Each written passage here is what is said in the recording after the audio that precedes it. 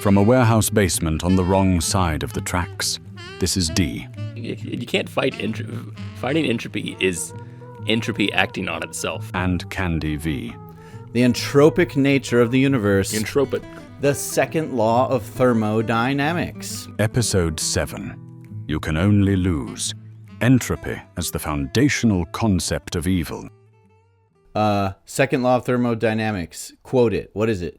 Go ahead. I don't know the quote. Okay, I don't have it quoted either, but I can summarize it, which is that in the universe, an underlying law of the universe is that things will always trend towards disorganization, from the complex to the more simple. Right. Everything breaks down. Yeah.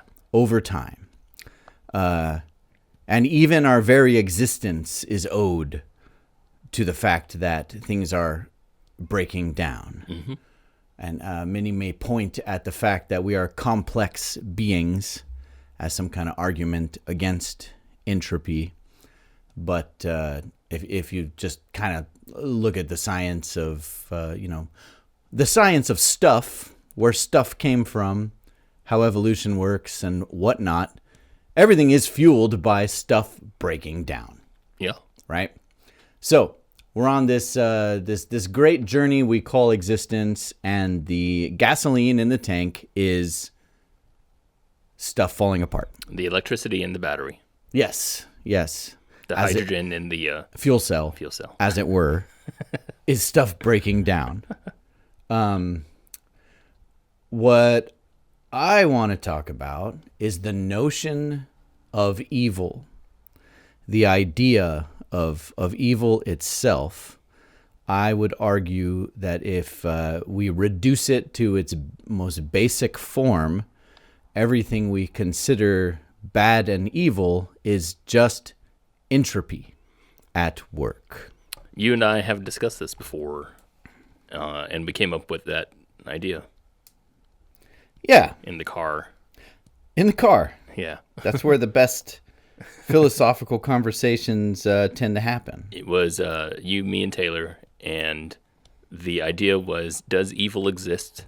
And if it does, what is it? And then we kept reducing the form down over and over and over until we got to the point of entropy, which is the basis of anything. Yeah, I think so. It actually is like the basis of existence, if you really think about it. Yeah. And then and that being the case, then if evil is embodied by, or if I should say, if evil is embodied by this idea of entropy, then is all of existence evil? What's your question? Is that your question? Well, I suppose it's an exercise in deconstructing the concept of evil, right? Because largely we, if you follow just kind of a logical breakdown of the things we consider the greatest evils, they terminate in illness, death, deconstruction, betrayal, disaster. Betrayal is a good one, because that one's not necessarily deconstruction, is it? Well, sure it is. Yeah. Yeah, that is the entropic dissolution of a relationship. That's theoretical, though, right? In your brain. If you imagine you have a relationship between someone, you and me, right, and you do something that I hate, that relationship erodes, but not in a practical sense, just more in a how we see each other. Well, sure, but even at that level that is just cognitive, there is a type of complexity, and that is two people who associate with one another and have a relationship, and betrayal breaks down that relationship. Yeah. Right? I'd still say it's only cognitive, though, and not practical. Yeah, but why the word only? Well, I guess because when you say entropic, we're talking about things, like you said, that erode into disorganization. And I think ideas that evolve into other ideas aren't always more or less complex ideas. They're just separate. How about this? Murder is entropy escalated. Yeah, I would agree with that. It's Yeah. just sped up, Yeah. right? Yeah. You're just speeding up entropy, Yeah. and we call it murder. Yes. Tyranny is entropy of the organizational systems that create our ideas of like justice. Yeah, I'd still say that one's more cognitive also. Okay. So I guess the idea that I'm Isn't evil a cognitive thing? right. So that's what Right. we're talking about here. So I'd want to further clarify or further define what you mean in terms of entropy being evil, because entropy is about the practicality. Right. Well, let me things. walk us a few steps further down the line here. Evil, right? We don't typically call like a hurricane evil, Right. even though we might hate it and its outcomes might be terrible. We don't necessarily call it evil. Maybe some really like superstitious people would, but typically we don't. Evil is usually attached to some kind of human intention, and so what I'm working as a working argument for evil, a working definition, is entropy with intent. Okay. Yeah. So like an intentionalized form of entropy Okay. is evil. But still, entropy is the. When we're talking about entropy, are we talking about including cognitive and including just imaginary things? Well, yeah, I guess I would. Okay. In Yeah. that sense, I would agree with all that. Yeah, for sure. Yeah. Because if we're just talking about entropy and just disorganization of like atoms Right. and creating less complex forms of those structures, Yeah. then I would not say that cognitive behavior or anything that's theoretical. I think I wouldn't fit in. would. And the reason why I would is because like our dear friend Carl Sagan put it, the cosmos is everything that ever was and ever will be, right? Sure. And so what I include in the cosmos is even the stuff that goes on in your head, because you and I think both reduce human emotion, imagination, even ideas down to material things eventually, Yeah. right? Yeah. So that's a form of organization that breaks down over time. Yeah. Yeah. I'd say it's not equal. I'd say that's not for I guess because the definition of entropy to me is less nebulous. But if we want to agree on a definition of entropy just being the idea of disorganization, then I think that works. Okay. Yeah. Okay. Well, even then, if we did separate the two, right, and say there's the world of human concepts compared to the physical world we abide in, the physical world we abide in is the context by which we form our internal world, right? And so we do see the flower wilting and the skin wrinkling and the mountainside eroding.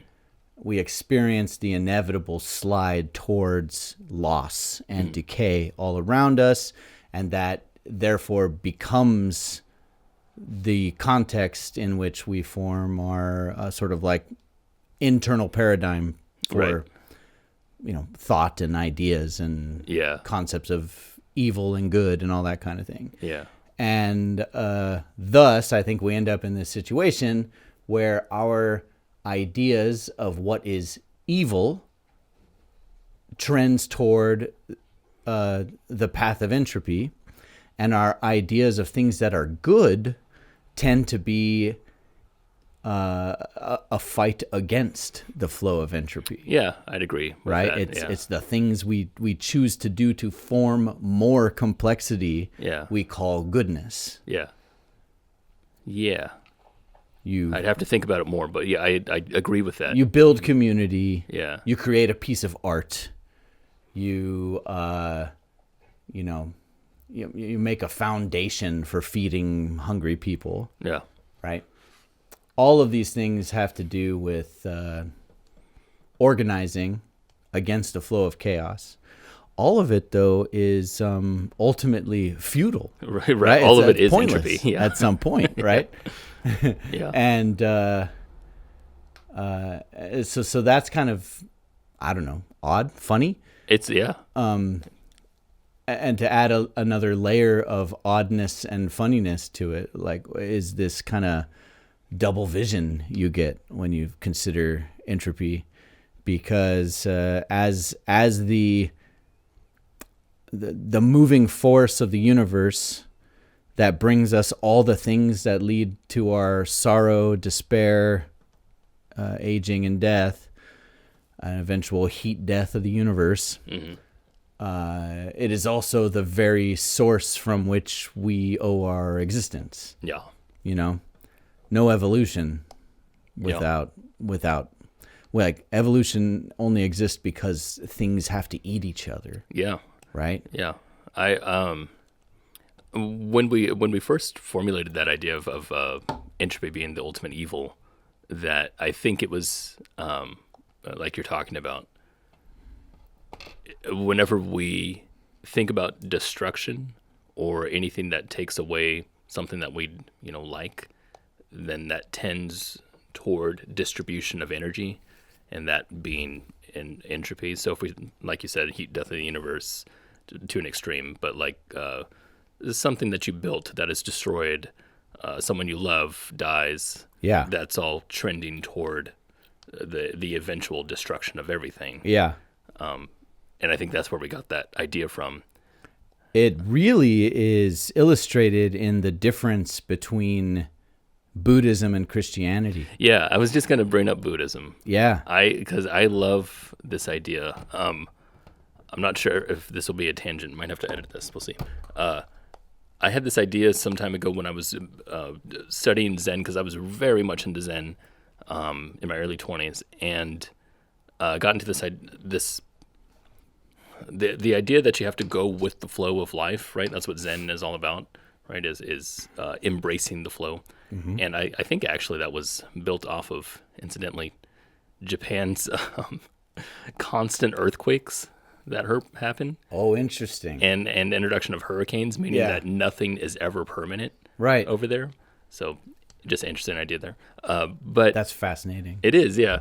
But this, this impermanence, being that everything around you is ever changing, and that you have to go with the flow, and you can't go against the flow, because if you do, then you'll find yourself in suffering the entire time. Yeah. And so that's what Zen is all about, is about going with the flow. And I had this idea about trying to break down evil at one point, or conflict in my mind, and it was thinking about a rock that exists on a beach. And again, I don't know if this is going to make any sense, but a rock that exists on a beach, and there's a hurricane that comes over and slams into it, it gets the rock and it pulls it out to sea and whatever. Okay. Like the idea that happens to us doesn't feel any different than the water just coming in and going back out. It hasn't shifted anything in our mind until we attach some sort of value to whatever that object is. So in this case, instead of a rock, it's a child, or Sure. it's a house or something like that. Suddenly there's a value attached to it, and when the wave takes it out, it's now devastating, and now it's evil, and now it's something that we're going against. And then trying to attach meaning to it now. Yeah. Yeah. And so that feels interesting to think about in human nature, that we attach value to certain things and not to others. And that entropy we'll see as a evil force, or other things like weather systems or whatever. Right. As in, it could just be a thing that just happens. It's just or a thing. It can be evil. Yeah. And we attach the meaning onto it.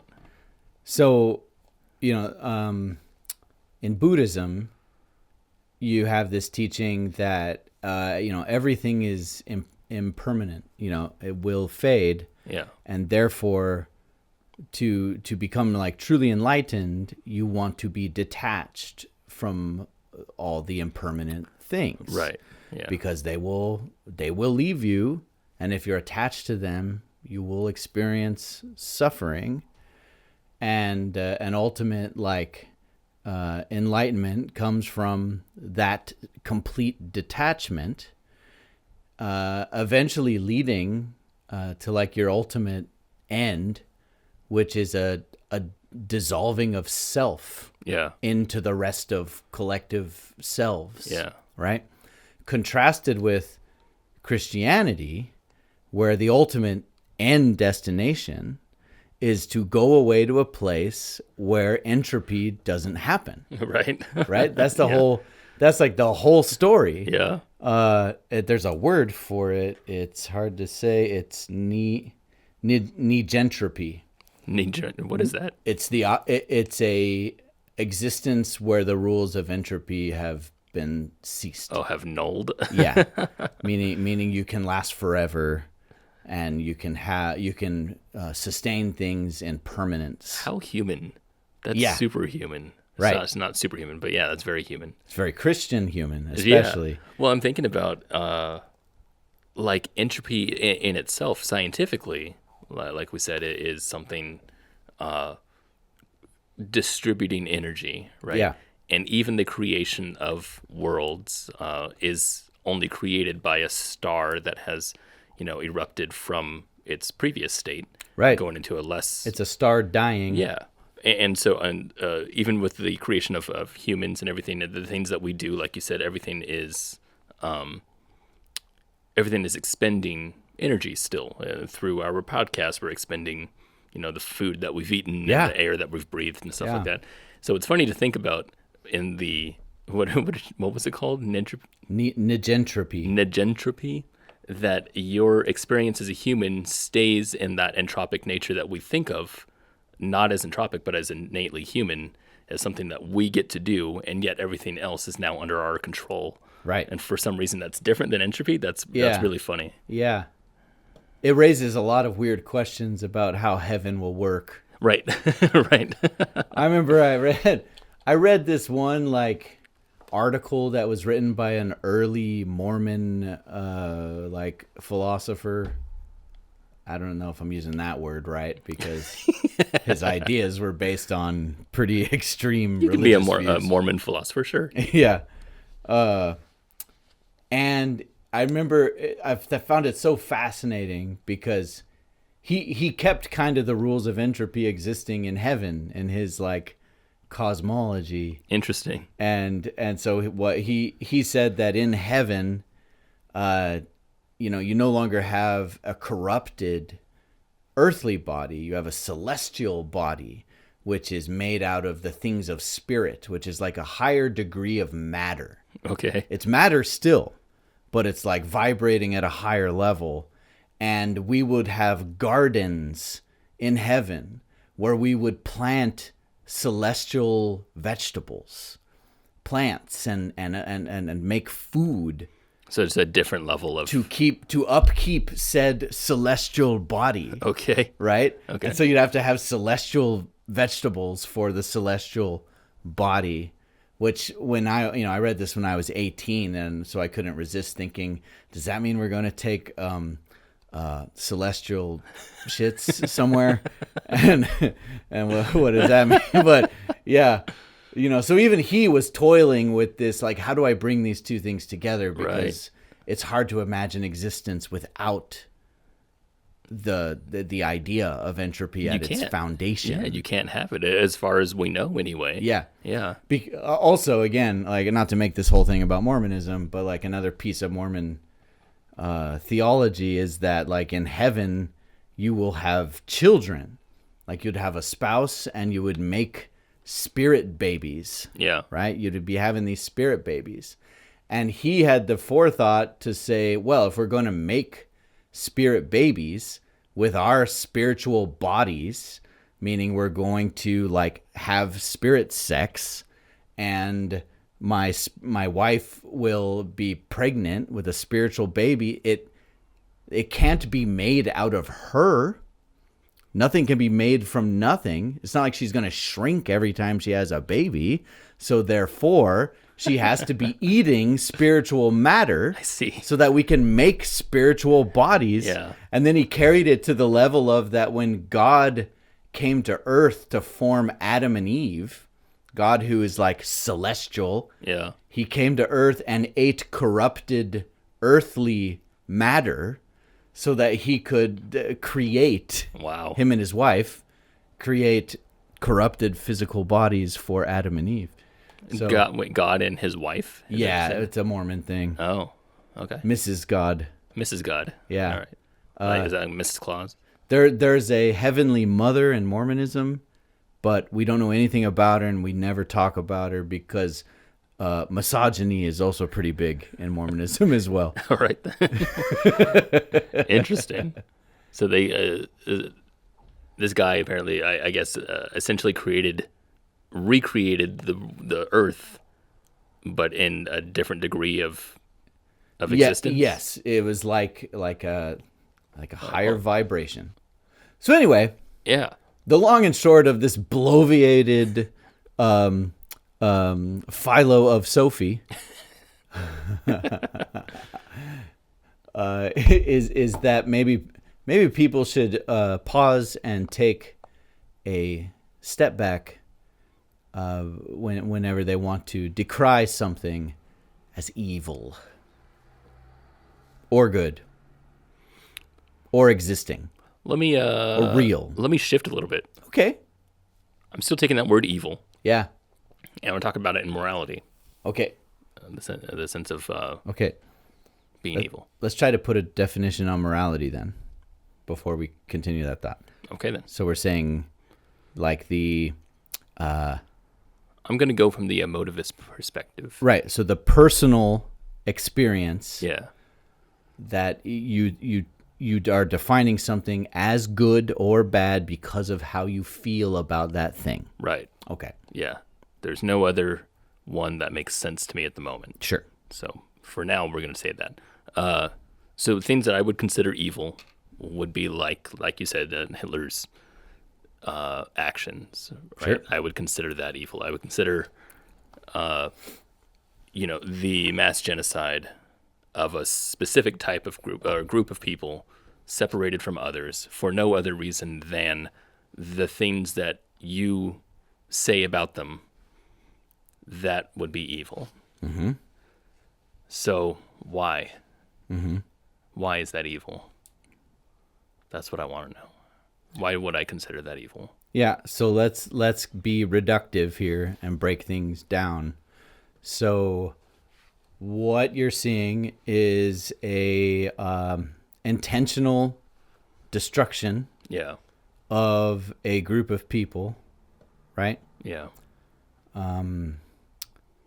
Suffering, intentionally focused Okay. Yeah. against a Intentional group suffering. of people. Yeah. Intentional death, potential annihilation Right. of a group of people. Fear and all kinds of suffering. Yeah. Right. All of which are again, like an expedited entropy Yeah. through human intention. The feeling that we're getting when we talk about not just entropy, but unfairness. I don't know if unfairness is the right word. Suffering. Mm-hmm. When we talk about suffering against something, what's his name? Alex O'Connor has this great thing that he pulls from someone else all the time, but he uses it a lot, talking about a deer with a broken leg Yeah. out in the forest that no Yeah. one knows about. Does that matter in the sense of suffering or what we would consider suffering? I'm not sure why I'm pulling that, but that is suffering. I would qualify that as suffering, not just because it's an animal and broken leg, but I mean, like, why? I guess I'm trying to ask why suffering matters to my human mind. Yeah. I believe that at just an evolutionary base instinct level, right, that we associate suffering with death. Yeah. Right. Interesting. I mean, So like even if it's cognitive, like betrayal, like we were talking about Yeah. before, that still equates to death in our mammoth brain, right? Where we're no longer a part of the group, right? We're being social creatures. We are people who need to be around other humans, Right. and if we're extradited from that group, then our chances of survival lowers. Yeah. In the mammoth brain. Well, think of the primates that have been observed to be behaving in a way that people call altruistic. All right. So we see these monkeys that I think most humans would agree do not have consciousness in at least our definition of it as humans, and probably do not have free will in by our definition as humans, right? But still displaying this altruistic behavior, warn the group that a predator is nearby or what have you. I think has been ingrained into the gene pool by the simple fact that being able to cue everyone increases your chances of being cued, right, when a danger you don't see is happening. Yeah. You know, like we could have evolved that trait over time just because those the populations that aren't having anyone say, hey, there's a predator coming, get wiped out. You don't have anyone to mate with. Right. You don't pass on your altruistic or not altruistic gene. Right. That kind of deal. So we're saying then that suffering is linked to survivorship. Yeah, well, I mean, almost everything is, and if you Right, yeah. really break things down. That's it. Yeah, I could accept that. I think that's apt. Yeah. And so I think we are hardwired to be displeased by human suffering, to put it lightly. Right. Right. We find human suffering abhorrent, almost at just as something you were born with, not something you have to be taught. And typically the people who don't feel any repulsion to human suffering have some form of psychopathy. Right. Exactly. Yeah. You know? Yeah, that's interesting. Yeah. And again, it reduces all definitions of evil back to death. Sure. Which reduces back to entropy. Yeah. Yeah. That's interesting. Yeah. Going back that way. It's a conversation that's interesting. It might not be useful. I haven't decided that, but it is interesting. This was a question always. That's since Socrates, right? The idea that is philosophy useful? Uh-huh. And Socrates saw as it being the most useful. He said that it's the wisest thing that a person could do. Right. And I don't disagree with that. The question is it useful because of like the direct output of one philosophical inquiry, or is it useful because the practice of philosophy conditions a human mind to always be open and searching and learning, and therefore able to like be flexible and grow beyond the confines of a more rigid worldview? I would hope. Like, that's what I think. I would hope. It's that, like, because there are really profound philosophical conversations that are very hard to defend as having any kind justify? of... Yeah. Okay, so... They have any kind of, like, really practical use. I'd like to do another episode about that. For sure. Yeah. Because otherwise this is just going to come up all the time. Well, specifically, I want to talk about in relation to social media and like Alex O'Connor or Jubilee, and talk about that kind of stuff and how that relates. Yeah. That's a whole nother conversation. Right. Yeah. Because we can prove here, like, we could like really get into this and lay down some hard evidence that all concepts of evil reduce down to entropy. Sure. Does that change anything? Right. Right. I mean, it can. There's some idea. There's some things it could influence. Yeah. You know, like morality, there can be real danger in believing that there is a objective definition of evil. Yeah. Right? While I'm arguing for an objective definition of evil. That's kind of funny. But I mean, like, I was saying, like, you know, a human... this behavior right. and this set of social norms are evil. Yeah. Versus understanding that, no, this concept of evil just naturally arises because we are all tuned to try to fight against entropy. Right. Because that's what survival is. Yeah. Yeah. We're going to lose. Yes. Yeah, we won't win. I don't know. There's no winning in entropy. There's Right. only existing with it. No, there's only losing. Oh, right. that was the point here, right? That's the title of the episode right there. There's only losing. There's only losing. That's nihilist. There's no winners when you fight entropy, and the meaning of life is fighting entropy. You can't fight entropy. Fighting entropy is entropy acting on itself. Well, yeah, but at the same time, like, art is kind of a defiance of entropy. Organization of any kind is still entropy in effect, is what I'm saying. Yeah, but turtles all the way down, right? Sure. But entropy, but that's what that is. Entropy, it's entropy all the way down. Yeah. You know, it's literally that. Yeah. So AI is the result of entropy. It is. And Yeah. it will be. And the superintelligence we create will still die at the heat death of the universe. If the universe can be stopped from dying and grow more, and we reverse entropy, that's the only time that I would say, yes, entropy is no longer in effect. Yeah.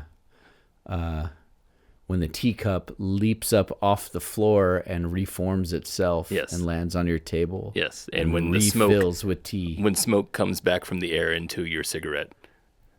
That's a horrifying idea. Actually, the more you think of it, because where does that end? Yeah. No good will come of that. Nope. No good at all. No. That's like just That's what I'm saying. That our life is Yeah. based on entropy. It's like if we break the speed of light. Right. That's also a horrifying Causality yeah. no longer exists. Right. Yeah. You start to think about the implications of going faster than the speed of light, and it's really terrifying. Yeah. You don't want that. No. Yeah. You wouldn't. That's really fun. All right. Well, I think Losing. I think we've beat off the dead horse. I think we did beat off the dead horse. Yeah. Yeah. That horse is very much beat off now. Yeah, and in accordance with the laws of entropy, beating off a dead horse doesn't bring it back.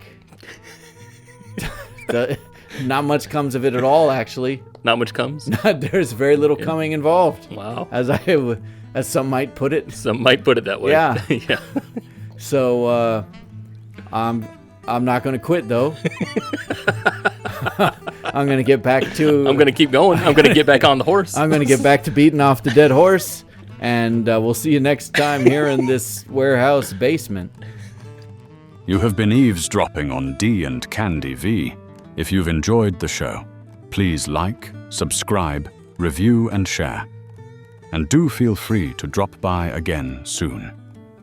D and Candy will always be here, waiting for you, in a warehouse basement on the wrong side of the tracks.